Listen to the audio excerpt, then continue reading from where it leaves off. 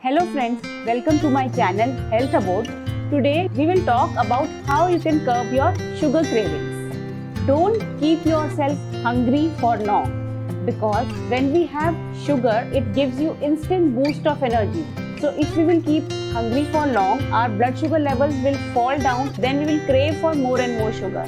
So eat at regular intervals. Second tip is out of sight is out of mind. Don't keep chocolate cookies or chocolates at your side because once you see them, definitely you'll crave to eat them. Keep yourself well hydrated. Our center of thirst and hunger are just side by side. So you have to choose. You really want to have something or you are just thirsty for water.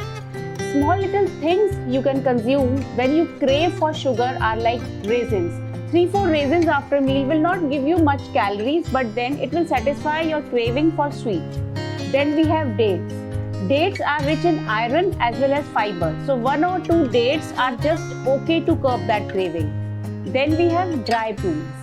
Dry prunes are rich in fiber and sorbitol, which is a natural laxative, and it can curb your sugar craving also. So you can have 1 or 2 prunes after meal. Thank you. For more health tips, please like, share and subscribe to my channel.